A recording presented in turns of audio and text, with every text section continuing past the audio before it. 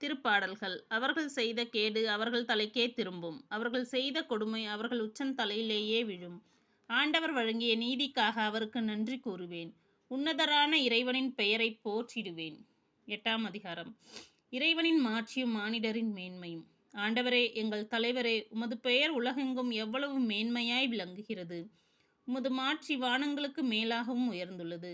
பாலகரின் மழலையிலும் குழந்தைகளின் மொழியிலும் வலிமையை உறுதிப்படுத்தி பகைவரை ஒடுக்கினீர். எதிரியையும் பழிவாங்குவோரையும் அடக்கினீர். உமது கைவேலைப்பாடாகிய வானத்தையும் அதில் நீர் பொருத்தியுள்ள நிலாவையும் விண்மீன்களையும் நான் நோக்கும்போது, மனிதரை நீர் நினைவில் கொள்வதற்கு அவர்கள் யார்? மனித பிறவிகளை நீர் ஒரு பொருட்டாக எண்ணுவதற்கு அவர்கள் எம்மாத்திரம்?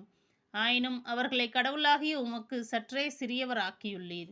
மாட்சியையும் மேன்மையையும் அவர்களுக்கு முடியாக சூட்டியுள்ளீர். உமது கை படைத்தவற்றை அவர்கள் ஆளும்படி செய்துள்ளீர். எல்லாவற்றையும் அவர்கள் பாதங்களுக்கு கீழ்ப்படுத்தியுள்ளீர். ஆடு மாடுகள், எல்லா வகையான காட்டு விலங்குகள், வானத்து பறவைகள், கடல் மீன்கள், ஆழ்கடலில் நீந்தி செல்லும் உயிரினங்கள் அனைத்தையும் அவர்களுக்கு கீழ்ப்படுத்தியுள்ளீர். ஆண்டவரே, எங்கள் தலைவரே, உமது பெயர் உலகெங்கும் எவ்வளவு மேன்மையாய் விளங்குகின்றது. நீதியின் கடவுளுக்கு நன்றி செலுத்துதல்.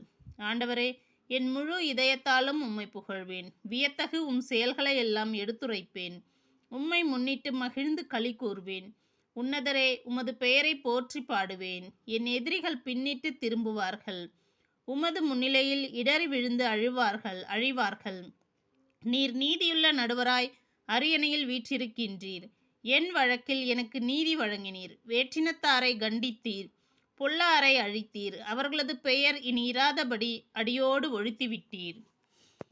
எதிரிகள் ஒழிந்தார்கள் என்றும் தலையெடுக்க முடியாமல் அழிந்தார்கள். அவர்களின் நகர்களை நீர் தரைமட்டம் ஆக்கினீர். அவர்களை பற்றிய நினைவு அற்று போயிற்று. ஆண்டவர் அரியணையில் என்றென்றும் வீற்றிருக்கின்றார். நீதி வழங்குவதற்கென்று அவர் தம் அரியணையை அமைத்திருக்கின்றார். உலகிற்கு அவர் நீதியான தீர்ப்பு வழங்குவார். மக்களினத்தாருக்கு நேர்மையான தீர்ப்பு கூறுவார். ஒடுக்கப்படுவோருக்கு ஆண்டவரே அடைக்கலம். நெருக்கடியான வேளைகளில் புகலிடம் அவரே. உமது பெயரை அறிந்தோர் உம்மில் நம்பிக்கை கொள்வர். ஆண்டவரே, உம்மை நாடி வருவோரை நீர் கைவிடுவதில்லை. சீயோனில் தங்கியிருக்கும் ஆண்டவரை புகழ்ந்து பாடுங்கள். அவருடைய செயல்களை மக்களினத்தாரிடையே அறிவியுங்கள்.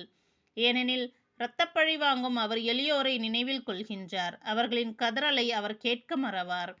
ஆண்டவரே, என் மீது இரக்கமாயிரும். என்னை பகைப்போரால் எனக்கு வரும் துன்பத்தை பாரும். சாவின் வாயினின்று என்னை விடுவியும். அப்பொழுது மகள் சீயோனின் வாயில்களில் உம் புகழ் அனைத்தையுமே பாடுவேன். நீர் அளிக்கும்